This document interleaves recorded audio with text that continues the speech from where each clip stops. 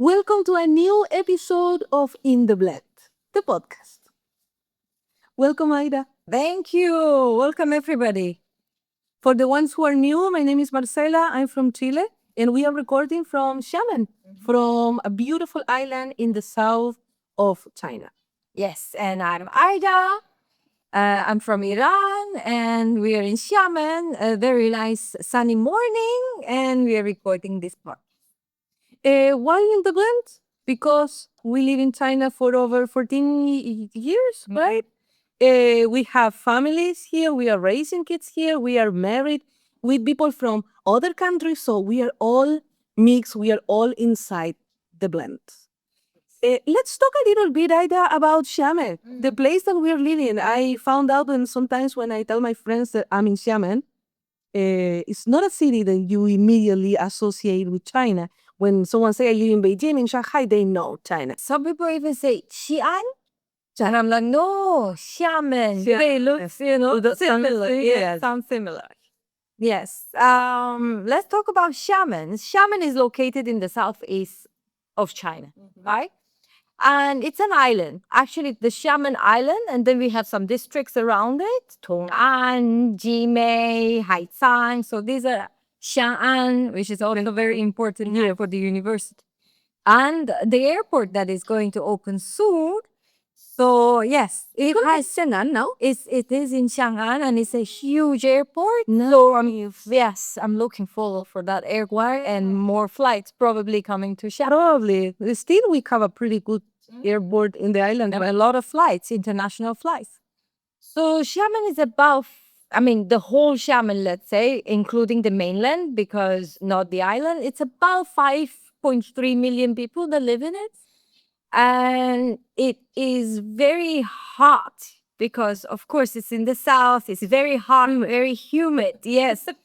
Yes. And but we have like a 2 months winter, yeah, like 2-3 months of winter. I think in December, January, February, we kind of had cold weather, and but the rest of the year is kind of nice and hot if you like hot weather. We say cold weather, but for example, when I when I tell my Serbian husband, Serbian is Slovenian, he's also in the blend. When I tell him like that is cold, he told me this is not cold. It's like for him, it's like, oh, it's a little fresh, nothing else. Yeah, we got used to the hot weather, so we think it's cold. It's about 10 degrees. Yeah. Whenever it's 10 degrees, I think it's freezing. I must say that I think it's freezing. It's time from the jackets and the scarf and everything. Xiamen is a very cool cultural city. You know, a lot of people here speak Nian Fa. There is one dialect on this area. It's very interesting sounding. It sounds very different to Mandarin. Yes. People, of course. Hokkien, I think, is the name also. In the rest of the world, we recognize it as a Hokkien language.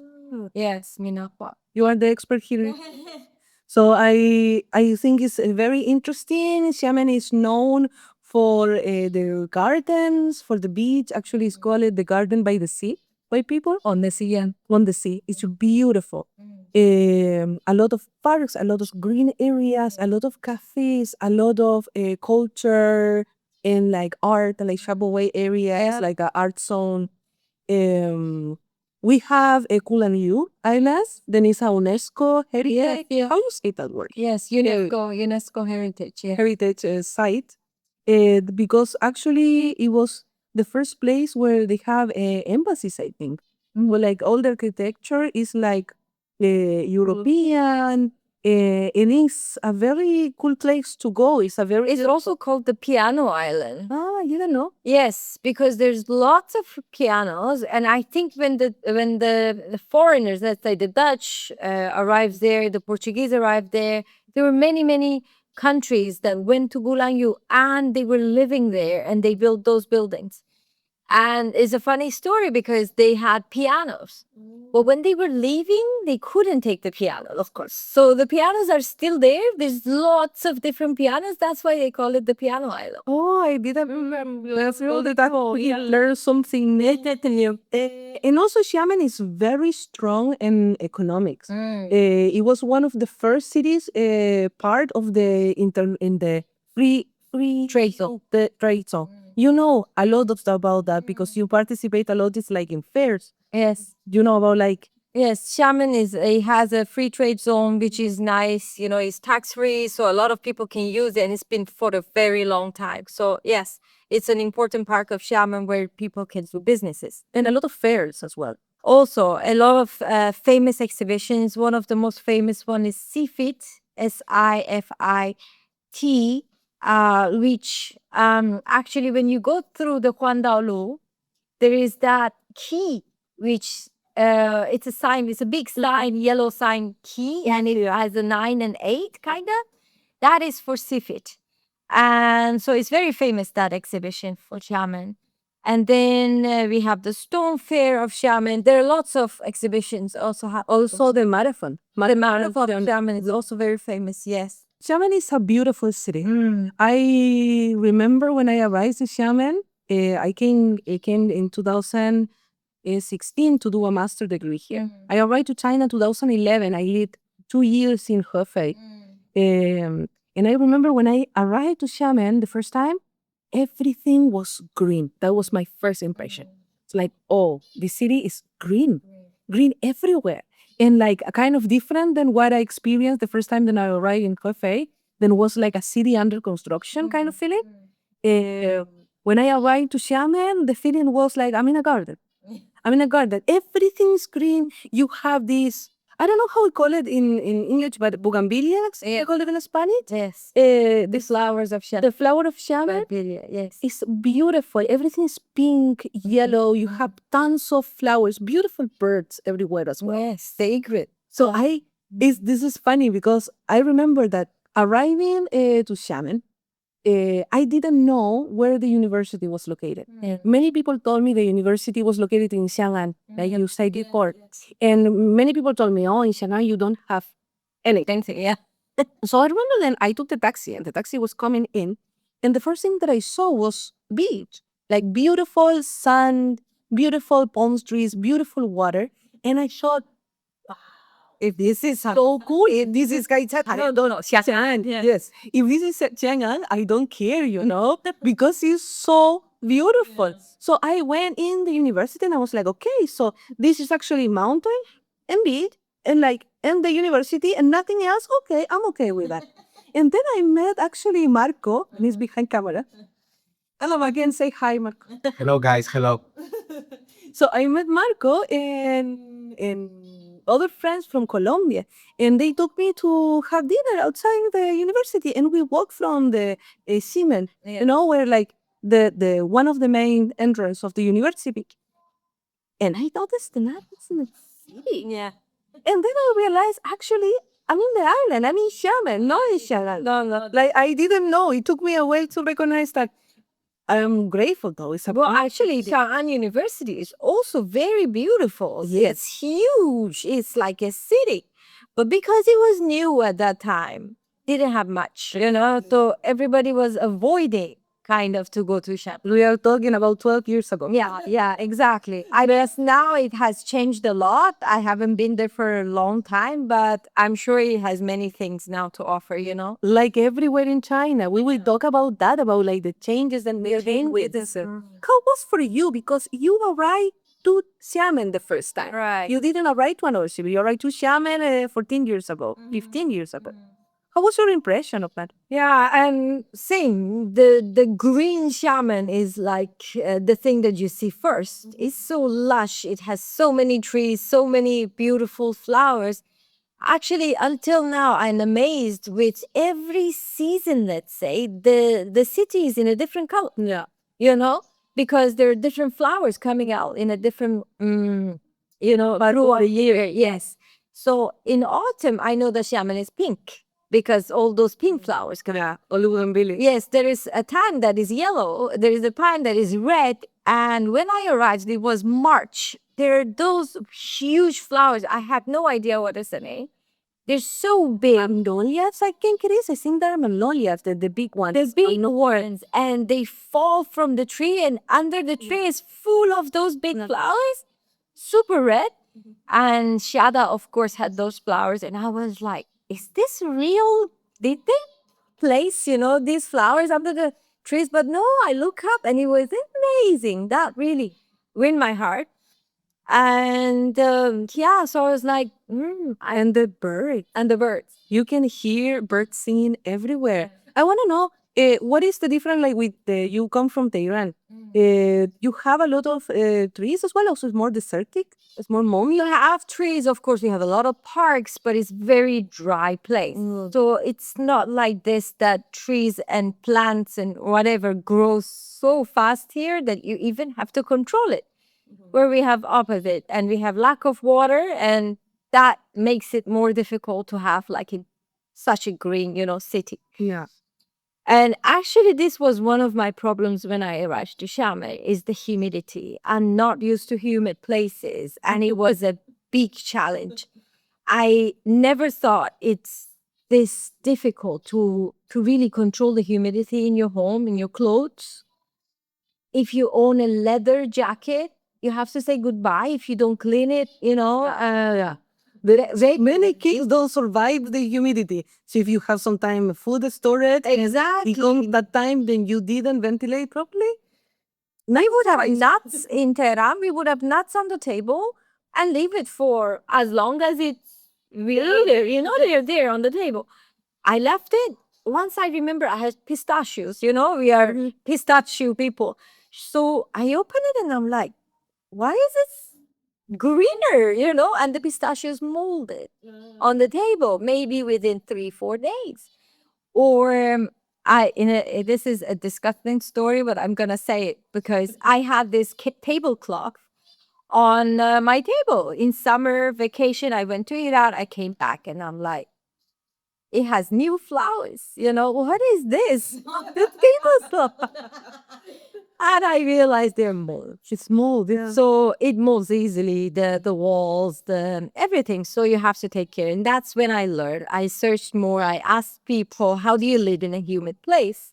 And they told me what to use, what to put in. The fridge is always cold because I have to keep stepping. Anyway, you cannot put fruits outside. Yeah. Because it gets very hot during the night. So if you don't Right. have AC on, everything spoils Yes. super quickly. Spoils them. I remember one time in my apartment, in the tiny apartment that I had next to the university, I woke up one day in the morning and I went to the elevators to go to class or to work. I don't remember. Everything was wet. Like the walls were dripping, the floor was wet, and I was like, what happened? The alarms of fire came on, like the water, why is full of water? And then I was going to the university and everywhere was the same. Yeah. It's because I think the day before Yeah. it's a special day. Yes, yes. Then it changed the It will be too cold and then it becomes too hot the next day. Everywhere. everything's wet. And I don't know, like some people can be like seeing, listening this, and it's like, what you is talking about? But look at us. Look at the carpet. You have water everywhere. For my husband, he has a hard time with humidity. He's always scared of mold. Like, I don't know, I come from Chile. I think I never took care of mold because it's a very dry place. But he's always looking of like, oh, this paint in the house is not mold proof, so I will paint. And he buy the paint and he paint everything, and he's all the time concerned about mold. And that's something that I never think about. No, it became also my concern, but it's okay now. I learned. You put it, so we animals, we cannot have, right? You had funny stories of how you find apartments. Actually, apartment hunting. I think it was last time I was talking about our friend's apartment, which I first apartment I ever stepped in Xiamen. I loved it, so I thought it's easy, and I looked for apartment. The first one was not nice. The second one was not nice. The third one was not nice. So I mean, it took me a week, and I checked maybe 50 apartments, and none of them I liked. And yeah, then I realized, okay, it's not that easy. Also, again, it's the differences, the differences of what is the priority in certain countries, what is not in certain country, or the way we all live. I come from a culture that kitchen is like the heart of the house. So the kitchens are mostly big. You can place a table, you eat inside the kitchen, and Everything happens around in the kitchen. Yes, around the kitchen. Yeah. And that was a shock to me because none of the kitchens were big. They were, maybe you could fit two people in that kitchen, standing. You couldn't even sit. And normally the stove has just two fires. Two fires. Yeah, house would have That's no. yeah, or minimum four for me Right, up yeah. to. So the kitchen was a big deal for me because I was imagining, when you come from a place, you always imagine it that way, which I had to change my imagination or the picture of a home for myself. And yeah, that's when I realized, okay, I have to adapt, right? Adapt is a very big thing. Yeah, when you move to another country. And a little bit the intention of this episode is to talk about like how we pass from being completely strangers in this place to feel locals or being like almost locals. And at the beginning, I think that was the key. It was to being able to be adaptable, right? So you finally how I found something that had a room, had a living room, and a kitchen. It was okay. It was small, and I wanted to cook. I like cooking, and probably and I will I will say that I had difficulty in food. Right, I'm not really that easy or brave. Let's say. selected. I'm very selective. Don't say picky. I am picky, and I admit it, and I know it, and it's a challenge. It's really a challenge. So when I arrived to China, it was a challenge, really a big one, because I didn't know where to eat, really, what I liked, what I don't like, what is there. So I decided to cook, and that's why the kitchen was important for me. And yes, but the difficult part in cooking at that time was the ingredient. Yes. Yeah. It wasn't so easy to find the ingredients, even a simple tomato sauce, to make Ingredients that you were used to in your country. Exactly. Because ingredients, you have ingredients in China. You go to a supermarket, have all the ingredients in the world, but it's not the things that we that I am used to. Yeah. Exactly. So then I realized I have to bring, and I was bringing suitcases with food only. I remember I couldn't find lentils, and one time my mom came to visit and she brought me like kilos of lentils, and then I realized, Can you use them, have maybe, no, maybe not because of the mold. Maybe the mold destroyed the lentils. Yes, but those things that you were like missing so much at the beginning. Do you remember what was the thing that you missed the most? Well, all the ingredients basically. In the beginning, I didn't come with a suitcase full of food. Yeah. So I didn't have. And then first time I ever was introduced to Taobao, life changed. I remember I wanted the carpet because again, I don't like the house without a carpet on the floor.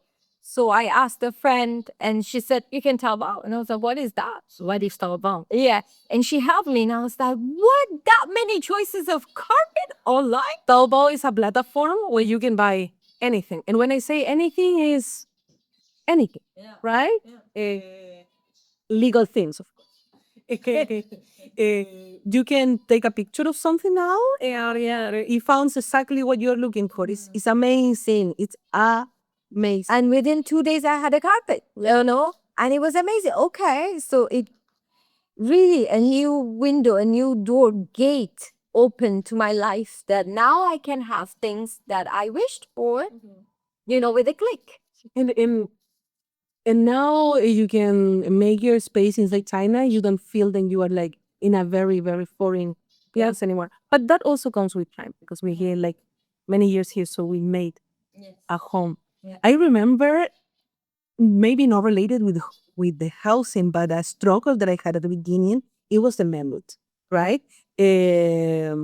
I couldn't speak English, but that didn't care because at the time when I arrived in China, 2011, in Hefei, no many people spoke English on the university. So that was one thing. And I couldn't speak Chinese. My Chinese was like 1, 2, 3, 4, 5, and two numbers into 10. That's it. And ni hao. And I remember that it was hot. So I wanted to buy water. So I was living inside the university in the dorms. It was like a five floors building, and it had a small supermarket at the bottom. So I went to buy water. So I saw a very big plastic container like this, like bottle of water. And I wanted to buy it. And the lady told me, no, no, no. And she showed me another one. But the other one that she was showing me was more expensive. Was like 5 mao more expensive. Like, how about you? And like, really, like, point for like, 5 yuan more expensive. And I was like, no, no, no. I want this one. It's cheaper. And the lady was like, no, no, no, no. And she was pushing the other water. And I was like, why this lady want to steal my money? Pushing to buy the expensive one. I will buy the water that I want to buy. I bought it. I carry on to my room to the third floor. I bought it. I opened. I want to drink. And it was pint. One type of like alcohol that I don't know for what it was used, but it was cheaper than water. And it was disgusting. So I closed it and I come back to the store. Like, and the lady looked at me and she was laughing. I remember that woman laughing. I think we became friends. We couldn't not even talk, but that moment, it made us close because she saw me and she was like, and I was like cleaning my mouth, and she gave me the water, and I'm like, and I got my water back. That was the funniest stuff. That was so funny, and like that, so many things, Like I remember one time in my own apartment, I could not turn on the fire of the stove, and I went outside to ask my neighbors if they have gas. But with my poor Chinese, so I was like, you have gas, I don't have gas. And they were like, gas? But what happened with the gas? And everyone started freaking out because I was talking about gas. What happened with the gas? So I text my landlord, beautiful man, beautiful old man, amazing. I text him, I was like, no, I'm sorry, I cannot turn on the gas. Like, why I don't have gas? Because he was the in charge of pay that rent. So I felt like maybe he didn't pay. And he said, you don't have batteries. That's like, batteries? Why this man is not understanding what I'm saying? I don't have fire, I don't have gas. Why he's talking about batteries? And he arrived to my house because he used to live very near. And he arrived with two batteries in the head. And I'm like, no, man, what I don't have is gas. Like what? And he laughed. And he took the stove and he did something that I never knew that you could do. Put it up, like took, left it in. And it was so funny and disgusting because under it was disgusting. I had never cleaned that. He didn't know that. I didn't know that he knew. I didn't know that it exists. And he opened a thing, changed the batteries, closed, turn, fire. It was a very humble moment. Like things that you don't have any idea of how it works. And I remember that I wrote about that story on my Instagram, and many people laughed and told me the same. Like, yeah, the same thing. Yes. That's cool. That's cool. Okay. Marcela, let's talk a little bit about China itself. All right. And the differences between, let's say, now and back then. What has changed? I think a lot has changed. Maybe we can talk about it for hours, and some of them we probably are going to miss because we don't know or we haven't encountered yet. But there are the things visible to our eyes. It's a lot. Everything, actually. So, for me, China is divided in two places, right? Hefei and Xiamen. Hefei was 2011 to 2013, and then was Xiamen from 2014 to now. So I remember in when I arrived to China the first time, I really wanted it to travel. I came to study, but I really wanted it. Like, if I have a weekend, I want to travel and see. So I wanted, of course, to go to Beijing. Right. Because I wanted to see the Great Wall. I want to see all those things that you know about China. So the trains. In China, you can go everywhere by train, right? So I remember that the train from Hefei to Beijing at that time, 2011, it took around 12 hours to arrive. When I left Hefei after 2 years, the train just took 4 hours. Like, it's incredible. I speak the highest speed train revolution in this last decade. Not even decade, in this from 2011. It's incredible. One fact is, for example, in 2010, China had around 8,000 kilometers of high speed, of like high speed rails done.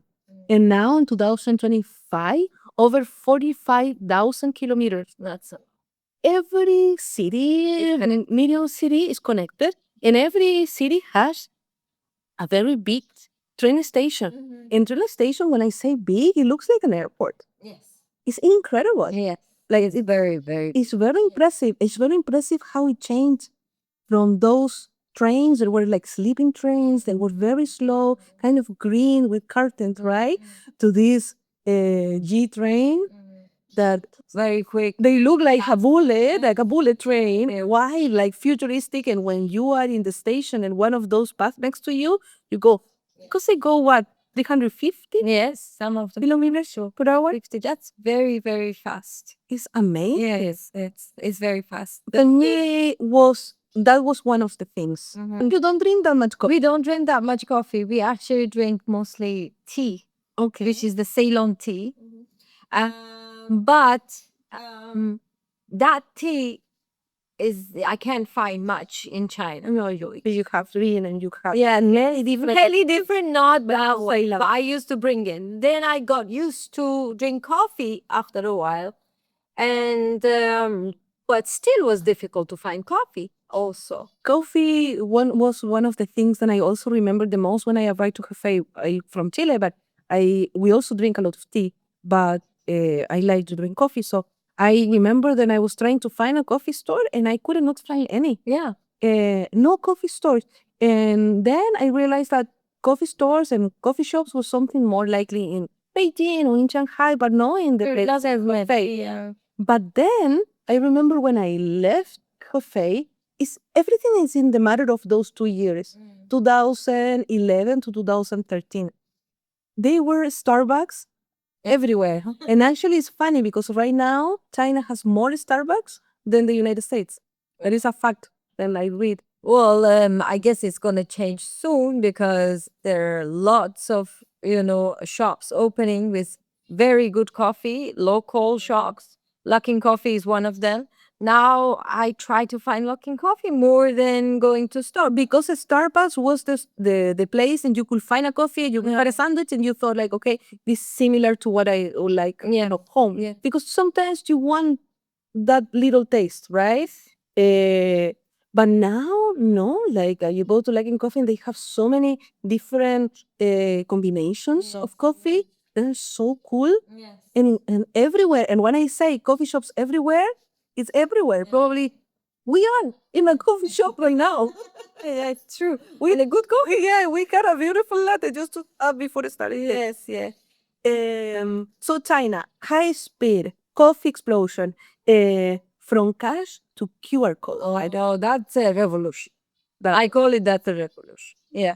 That is the revolution. Yes, yes, yes. It changed a lot of our life, the way we live, the convenience it brought, having no cash in your pocket, thinking about losing your wallet or whatever. I mean, having enough cash in your wallet, it's all in my phone now. And easily I can just go anywhere and everybody follows this thing. I mean, there is no exception. You can find a person selling a small thing on a corner from their farm and they have the QR code, I even see some, let's say, beggars on the streets that they play music or whatever and they're asking for charity or money and they have a QR code in front of them, so there is no more coins or little bill money. No, or to put a little bit of our context, because we are very used to this, and I realized that other people around the world, they don't know. My sisters were telling me they came to visit like a couple months ago, and they were amazed and surprised that we don't use money anymore. You don't need to carry cash, right? Because we pay everything with either WeChat or Alipay. All money is electronic. So, of course, if you go to a supermarket and you have a bill of 100 yuan, you can still use it. But I feel that nobody does anymore. Everywhere, like the QR code is everything. The smartphone style of life is everywhere, like hospitals. You go to the hospital and you check your code, and the doctor have immediately all your information. Yes. From the code of the hospital, and then you do exams, and then you scan your code to pay. Then to your phone arrive all the results immediately. You pay everything through that. You never needed again coins. I remember when I was a student and we take buses, right? Buses everywhere or taxis. And to pay the bus, you needed 1 yuan. So you had your yuan and you put it there and go. Uh, and then I remember that in a moment it changed. I remember a friend, he told me like, Marcela, now you can pay with your phone. And I was like, no, but I gonna put my card in the phone. Someone is gonna steal my money. I didn't have any. I was a student with a scholarship, no money, and I was so afraid and so afraid scared me and like lose all my money. So I remember he told me, no, I will help you. And he sent me 1 yuan to my week. And I remember I took the bus. I was like, I have 1 yuan. Will I use it? And boop. And I was like, this is amazing. And never again. And it's funny because I still have in my house a bag full of coins and full of like small bills. And it's my sleeper bag. And I still have it there, and I don't know when I'm gonna use it. Probably would take it to the bank at some point, or give it to my daughter for like saving. Or, I don't know, something fun to do with that. But that was impressive, like QR codes. Yes. And also because we use a lot of applications, the apps, where you pay on the app. When you have DD app, buying your groceries, going to hospitals, everything is with an app. And that's how you pay it. So if you are using the app and you don't have the payment in your phone, then it's going to be difficult because you want to order a taxi and automatically deducts from your wallet.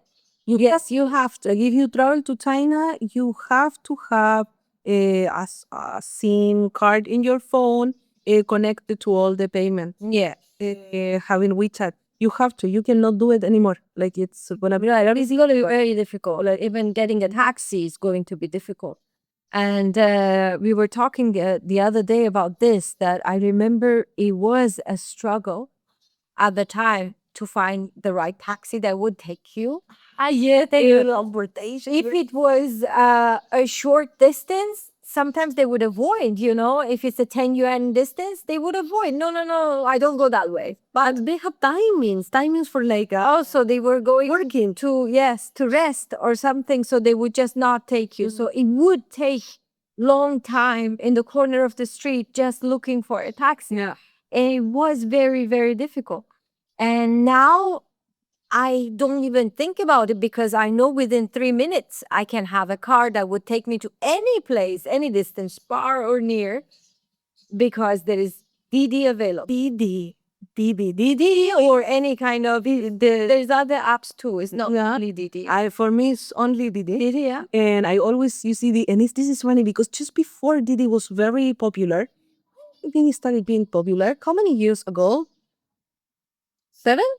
Before COVID. Like 7. Because I remember that I was talking with one friend and we were playing this game of like, okay, if you have a superpower, what you will choose and blah, blah, blah. And my friend also told me like, okay, if you have a lot of money, what will be something that you want to do? And I was like, I want to have a driver. I don't want to have a expensive car. I don't want to drive. I want to have a driver, but I want then wherever I go, appear the car, take to me, and then I just arrive, and then I come back home, and the cars appear. I don't want to think in repair the car or yeah. This is before Uber, so it's not like I didn't know. I didn't have the idea that this could be possible. So appeared Didi, and I never took the bus again. I have like I think I'm the best client of Didi. When I take Luz to the kindergarten, Luz is my daughter. She's 2 years old. Almost 2 years and a half. I take her to the kindergarten, and when I leave my house and I'm waiting for the elevator, I press the button to call a car. I'll ride downstairs, and the car is ready. But let's say also that the public transportation in China, or at least in Xiamen, I believe in the whole China, Yeah. is flawless. So It's very convenient. It's very good. One, then is on time. yeah. Everything is on a schedule. Everything is on time. You have bus stops everywhere. You have connections everywhere. And now is everything is electric. Yeah. That you drive in China. I don't drive. Everything is electric. All the cars are electric. The revolution of the electrical car. Yeah, also, it's a big point. It's a big thing. And that helps a lot with the pollution. Yeah, right? The pollution's been going down a lot. Actually, one of the reasons that I chose Xiamen is because I have asthma. So I thought if I go to a bigger city, it's too polluted. Because people used to wear masks for protection of the pollution. Beijing was one of the most polluted cities at the time. I think it was first for a while. It was really polluted. You would see smog, you know. But And that it now you see blue sky in Beijing. Exactly. And that we know only changed because of the electrical cars, also because of the politics of Probably the factories change coal. Yes. The coal, you cannot use it anymore in that area. But electrical cars, sometimes it's very good. I think it's very good, but also scary. The motorcycles, you don't hear them. Yeah, you don't hear them. Exactly. You don't have a sound. Oh, so you always need to look because someone is coming in a motorcycle and it's an electrical one. And we're still in Xiamen. Actually, the motorcycles are bad. Yeah, you can have some electric motorcycles, but you cannot have the gas, diesel, whatever. And which is still good, but the kuaidi, how do you say kuaidi in English? Is delivery people, yeah. And they use electric motorcycles which have a limited speed. They can't go higher than a certain speed, and they are, I think, an army that everybody is appreciating their hard job. Yes, that's also another topic. The but the delivery is in the delivery. The delivery is amazing. One for the convenience, right? Yeah. The other day was 10:30 at night. Yeah. I was about to go to bed. Luz was sleeping. I was getting ready to go to bed. And I was like, okay, I will prepare one more milky. So have it next to the bed because she will wake up at 5 in the morning. That's what happened. I don't want to make the boil, of course. So I prepared the bottle and I went and I didn't have enough milk. So, and I always have one to spare. But my beautiful, beautiful husband, he didn't told me. Then he opened the last time. So I didn't have one to spare. And for a moment, I freak out. And then I was like, okay, no, why I gotta freak out? I grabbed my phone, I bought the milk, I wrote to the comment of the driver, please don't ring the bell. yeah. Don't knock the door, don't ring the bell. I pressed that option. And 20 minutes later, Was that a milk? was there. Nice. And he actually sent me a picture of my door with the milk there. So like arrived. Nothing. Yeah. It's ready. I opened the thing, I mixed the milk. I went to bed. This is very convenient. The convenience. And I don't know if it happens to you when you travel to another places. It happens to me. I'm from Chile. And I went for holidays like 5 years ago. And, and I felt like an idiot because I didn't have cash and I didn't have enough battery on my phone. Because in China, like if you don't have enough battery, it's okay. You go and take a portable battery, then you have everywhere. Yeah. Everywhere. Outside on the street. You just take one. That is one. Yeah. We have many about. Everywhere you can use one and then you return it. Yeah. And it's almost for free. Yeah. Because sometimes you need to pay or sometimes you just pay with your credit. Credit, yes. I mean, With your point is not a credit. Yes, you have points of if. I mean, it's a point system. I don't know exactly how it works, but I know if you, for example, return this one on time, or if you ride your bike, put it in the right place, park it in the right place. All these gives you points, and then later you can use it for smaller things, yeah, for free or and less amount of money. And I remember that I was in Chile. My family lives in a city called Quilpué in the region of Valparaíso. in Valparaiso province. So I remember that I was traveling to see my friend who lives in Concon, maybe like about 40 minutes in a bus, something like that. So I arrived to Viña del Mar, and it's a city that I needed to take another bus to go to Concon. And when I arrived there, my phone died. Oh. And I was like, I don't have a, a battery. And then I realized that I didn't have cards. So I was like, okay, I go to an ATM. I went to try to find the ATM and the ATM was closed. I couldn't not take money. And it was late. It was around 10:30 at night. No, almost nobody on the street. I felt very weird. I felt very like, Marcela, like, why? Like, I forgot. And but luckily, I heard some girls talking, and they were going to the same place, and they were waiting for an Uber. So I told them like, "Hey, will you drop me in the place? I will give you money." And they helped me. That's I was very lucky. That is, I understand the language, so it was happening very free. That's very lucky. I mean Chinese, of course I understand, but I'm not fluent. All that. How is for you driving in China? Well, I know we talk about it a lot with friends. I know that it's kind of difficult for many people because I can say that it's not completely following the rules, let's say here. But after, I mean, nowadays it's much better. People follow the rules because there's lots of cameras that would take your picture and send it to you and deduct your point. You have 12 points in 1 year. How is the system? Like And you have 12 points in a year, then your license. yes. So every year it renews to 12. Okay. So, I mean, I guess if you pass a red light, for example, you lose all your points or 6 points. I don't know. It's like that. It's based on points. And if you lose that, the license is gone and you have to do it again. So if you lose all your points, you cannot continue driving. Yeah, until the next year. Or I think if you lose all your points, you have to do the test again. So these are really m- keeping people in following. But since I'm from Tehran is also a very very difficult area to drive.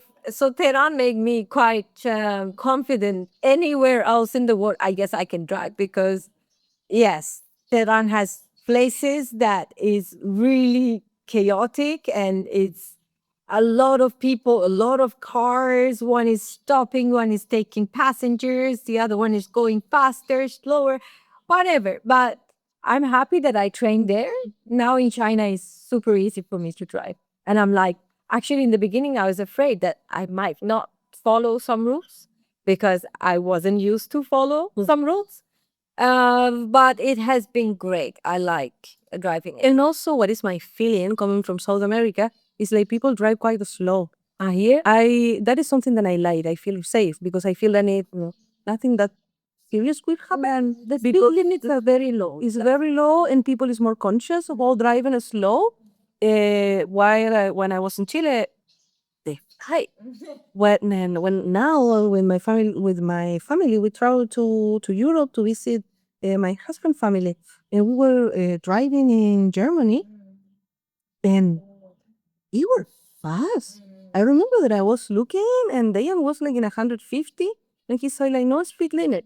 And I'm like, man, like go slow. It's like, but nothing happened. We are look, say everything is fine. And I start looking and everything was like a game. He was starting to explain to me. Like, no, look, now this car will like go slower, so and then you need to change and move and blah blah. And he was explaining me how he was predicting what was happening. And that was a very interesting experience to see how people drive in Germany, how people drive in Chile, and how people drive in China. Uh, yeah, that I feel that is Yeah, no, now it has changed a lot. I think that the culture of driving has changed. People drive much better because I know that the stereotype, let's say, about the Chinese drivers is not that Asia in general, like, I don't know. I mean, everybody talks about, oh, the Chinese drivers don't drive that good, but I guess now it has changed a lot. Like many things, the stereotypes that we were talking about it, that many people think about China, like as 30, 40 years ago, and whatever they saw on the news, or they watch a documentary that was 90s or 80s, things has changed a lot. Things have changed so much in this last 10 years. Yeah, so much. Everything. The way of living. I was reading the other day that almost 80% or 90% of Chinese people own a home. Wow.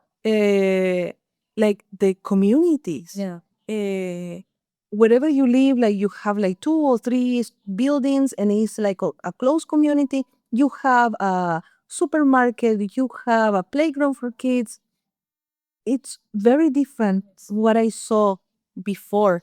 Um, One big thing that is always amazed me, like right now, is how you sort the trash. Yeah. We didn't have that before. Before you put all your trash, it's like in Chile, you put all your trash and you take it away. Now, in a moment, I don't remember the year. They gave us different trash cans, different colors. Yeah. To put like organic waste. I think 2019 something. Yeah, something like that. They arrived to a house with something. And now you need to separate the trash, and then when you take it downstairs, you have these big, big containers with the colors. Then you put your trash, organize, and then also the trucks comes in a different color. They take exactly the trash can. It's amazing. Yes. I think it's very cool. Yes. Same is being done. Hello. In the beginning was a bit hard. They would wait. You remember there were IEs waiting? Down the trash police, the trash police, the old lady, the neighbor open and check your trash and tell you, oh, you have really. It was probably for educating people, and it's good, But I felt a bit too much of my personal life, that she knows what I put in the trash. For your husband, and I remember He was a puppet. We would wait until the eye is not there. he will like departed for the IE. You like when I say IE is a old lady that they work for the community. Yeah, and they are volunteers. They will tell you, No, they were literally opening in front of you and looking. Not this one, not this one. I felt a bit embarrassed. I feel too much into my parking. and I will think what things I will throw out. A friend, you will put it inside the purse and I was throwing in the garbage at the phone because I even once the lady see and else. Stupid things. The trash. Okay, the funny story. The development Of the trash. No, I need a tissue. Because you didn't want that they say what was your trash. Yes. Now it's better. They don't check that much. And I learned also what to put where, which one to put where, and when to take the trash. Yeah, no, now I learn, and now also very nice the IE of the community that I live now. When I was pregnant and I had a kind of difficult pregnancy, so I couldn't not do many things. I needed to rest a lot at home, and my husband was just working outside home. We used to text her and with her, say like I have a lot of trash, and she will come to my house, pick up everything, and take it. That's super nice, super nice. And sometimes I didn't have time to like truly separate everything. And she would tell me, "Don't worry," until we separate. And it's funny because sometimes people throw plant pots, and she will keep and she will say, "Do you want a plant pot?" Because she knows that I like to plant. And I take it and I take it for so that is nice. That's It's a fourth system. Yes, living in community. Actually, I think it's a big deal in China. Yeah. Community. It's part of family. It's like it goes as the bigger family. Let's say society. The way they divide the society. It goes from community and then family and then, the individuals. So being part of a community is a big deal. And everybody works in this community to make it better, especially I recognize this from the beginning that old people here are very active. Yeah, And respected. and respected a lot, but they're active in the society. They're not at home watching TV series, They take part in the society. Get go out. They Ayis dance. That is a whole topic. Ayis dancing on the Yes. street. Do you exercise? And they're part of a family where they raise kids. In many families, yes, in China, we see that the grandparents are the ones that are taking care of the grandchildren, and the parents are working. And this amazes me, giving that much responsibility to a retired, let's say, person keeps them very active, very hopeful, and part of the society where they belong. And so fit. Like, I remember my old landlord, he was a man then probably was his 80. Always when he will go into my house, he will come in a full exercise gear, like a neon, because he used to run. Super fit old man. Amazing. Like, he kept himself like amazing. Like a very, very shape. They exercise a lot, they dance a lot. I was thinking about what you were saying just now about the community and how I realize then I have these moments of like, oh, I actually live in China, you know? And maybe it's funny to say this, I've been here for 14 years, but I have these moments that I realize like, oh, I'm actually here. For example, my daughter, 2 years and a half, she goes running all the time to the playground, to the ground floor, to the garden. And there is this couple who has stores. And outside the store, there is this electrical horse, you know?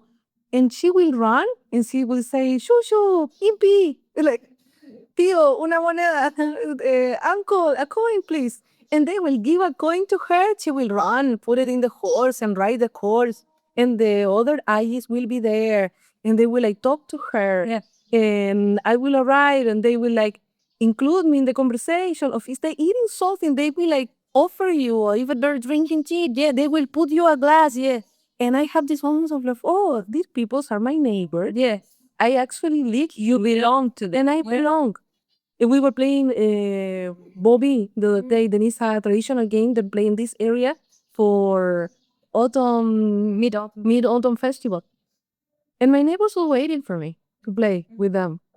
I didn't know the rules too well, but they explained me, and it's nice. I feel very strange when I arrived to China, and now I feel very local. Belonging, right? Yeah. Right. Yeah, you feel local, and that's very nice. Yes, you can talk to each other. People kind of help each other, and yes, I have the feeling of being part of the community that I'm living in. I know that if I need help, I can always ask a neighbor, a person around. They will definitely help me.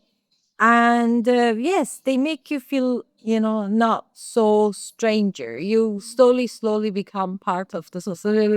Which very nice. We should be. So if anybody is just arriving to China and you're struggling, just remember that you're in a community. Try to reach your neighbors. Try to see who lives next door, and they will help you. People is actually very friendly, very welcoming. So topics like this, we wanted to continue talking forever, but next episode we're gonna talk about a different thing. Let us know in the comments. What do you think? What you would like? Then we talk more. Let's enjoy. It's a beautiful day. I would like to also hear people's story, different different viewers' stories. If you have a funny story, if you have something interesting, if you have an experience, something happened to you in China, or you were thinking about something, we would really love to read those. Yeah, amazing to read the comments from our friends. And Now we just need to leave and continue with our local life. I need to go to pick up my daughter to the kindergarten. to your daughter. Yes. So let's do our things and let's go. Okay. See you next Thank you and Bye. see you. Bye bye. Bye bye.